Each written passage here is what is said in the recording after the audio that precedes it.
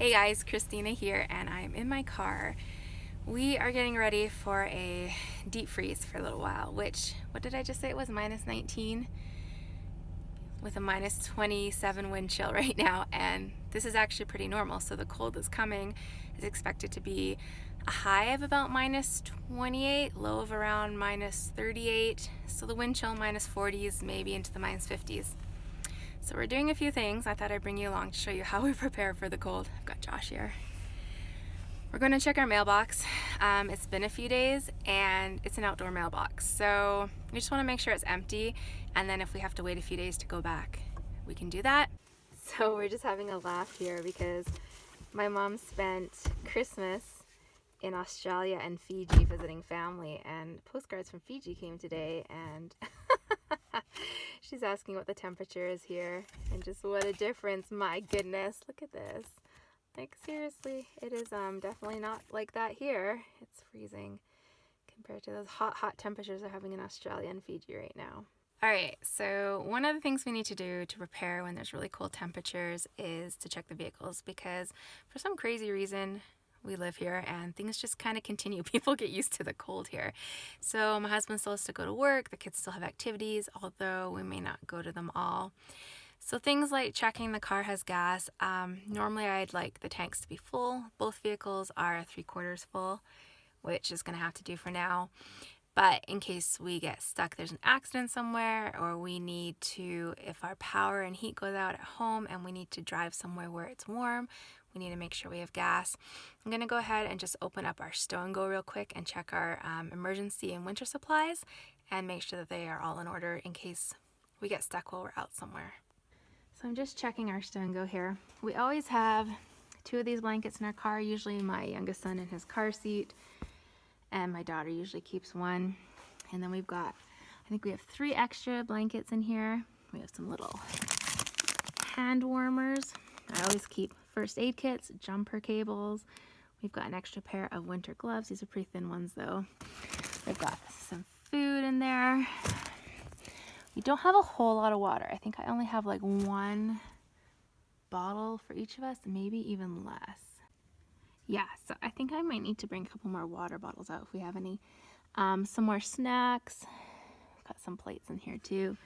And some more little hand warmers, just things in case we have an emergency and we need them. I'm not so concerned about, like, we've got our snow brush in the trunk. Snow, because when it's this cold, we typically don't get much snow. It's really too cold for the moisture to actually become snow. So one thing my husband does need to add to his car is a extension wire. He has a place at work where he can plug his car in because you need a block heater when it's this cold. But he hasn't used it so far this winter, so he needs to take one to work with him, and he's going to check his car as well and see if he needs to add anything to his car. So another thing that happens when it gets really cold is sometimes the water pipes freeze and then they burst. So you have to make sure you run your taps every day. But also, because our town had issues last year with pipes bursting, they've recommended everyone put some water aside. So I'll show you what we've done. So we always keep some emergency water on hand, but we have this big jug here as well as this filled up. It's kind of hard to see how big this is, but let's see if it says on it. It's big. And we have a second one downstairs that's full as well. So if we need water for drinking, flushing the toilet, we have water prepared and ready to go. And let's take a moment here and appreciate my new closed-toe compression stockings. I should have got closed-toe ones years ago for the winter, because trying to put socks on top of the open-toe ones, Katie's feet are right there too. Hi, Katie. And put boots on is impossible, and so I finally got some closed-toe ones, and it's wonderful. Happy toes. So another thing that we're going to do is we have flashlights at different places around the house, so we're going to go ahead and check that they're all working and all the batteries are ready to go in case we need them. Make sure that they are where they're supposed to be so we know where they are in case the power goes out. Just wanted to show you, we have some emergency supplies first aid kit here, and we picked this up last year. This is an emergency power bank, so if we need to charge phones but the power is out, we have this, and so we have this with our emergency supplies in case we need it one day. So just taking a quick look at our furnace here. I just changed the furnace filter last week. We have an electric furnace, so Just make sure everything's working. So if the power goes out, the temperature can drop very quickly. That's Jacob again. I remember when we were living in northern Alberta, it was probably only -30, and our furnace went out one night, and by morning it was like maybe 14 degrees. It was really cold. So we need to make sure that stays in working order. Now we have a fireplace, which is a gas fireplace, and it's all in working order. It's working just fine, which is another source of heat for us if the temperature or the electrical does go out. We have electrical lines underground here because we live in a very windy place, but some of them, like along the highway and other parts of town, they are above ground. We actually had a problem last week with the still running back and forth. Hi, Katie. Our power didn't go out, but for about 36 hours we had power surges going on, and so it is possible for the power to go out. So our backup is our fireplace if we need heat. Other things we've done, we have the propane tank on the barbecue. My husband went and made sure that the cover is on really well, just a little bit more insulation. We don't have to worry about carbon monoxide too much because we haven't had a lot of snow, so all those vents are clear. So those are just some of the things we're doing, and I'll show you what else I'm gonna do too, just to prepare.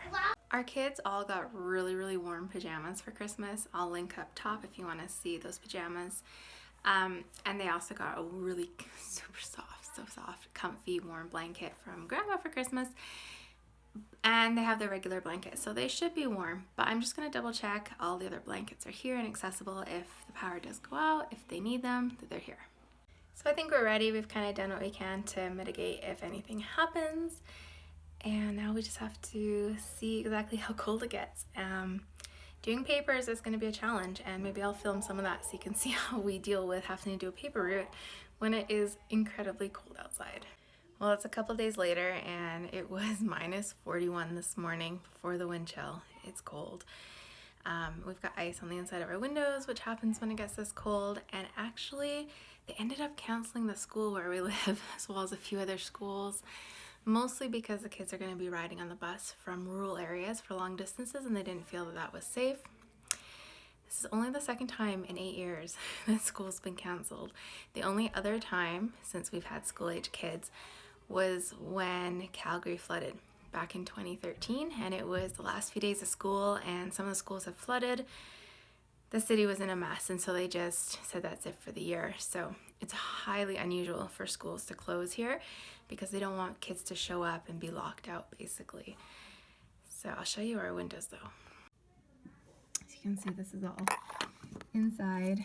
This tends to happen in the winter, but usually not quite so bad. So even though school's canceled, it's not for us. So we're just getting ready to do our day. But Josh wants to try throwing the boiling water and see how quickly it freezes. So we're gonna give that a try.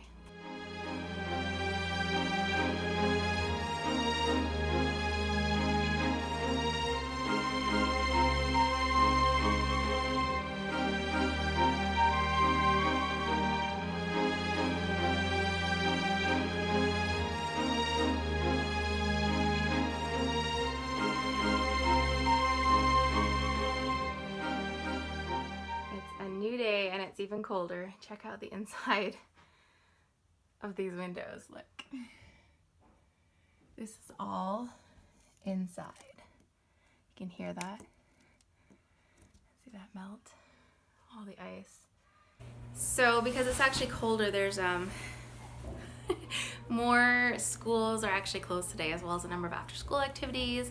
We are having issues with power as well. Thankfully, it hasn't gone out, but the province is into the reserves power already. They're trying to source power from other places. And if they can't, and if we can't get our usage down, they're warning us of blackouts. So we're trying to conserve energy, especially between 5 and 7 p.m. Let me show you. This guy's just hilarious. He's lying on the floor because he can barely move. So we still have to do our paper route. So it is definitely way too cold to take the 2 youngest kids out.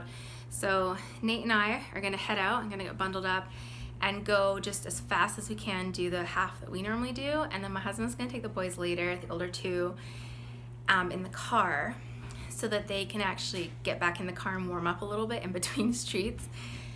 But we can usually do this if we're fast in like 25 minutes, our half, because it's not that much. So we just need to bundle up. It's currently minus 29 with a minus 36 wind chill, which is why I have this on. All right, let's do this. I even have my snow pants on. Hopefully this is gonna be warm enough. Ready, Nate? We're back. It wasn't that bad, except my cheeks and the inside of your nose freezes. And when I have this up, my glasses steam up. But it wasn't that bad. I think sometimes when it's snowing or blowing really bad wind, that's when it's even harder. And it's better without the two little ones too. You can do it a lot faster. So it's a couple days later. I still got all the ice coming in here.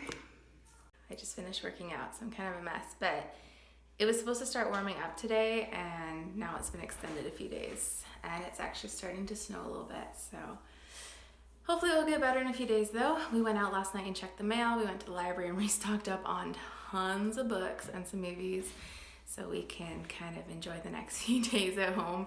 But thanks so much for coming along with us. I'll look at kind of what life is like sometimes, pretty much almost every year in the winter. Have a great day.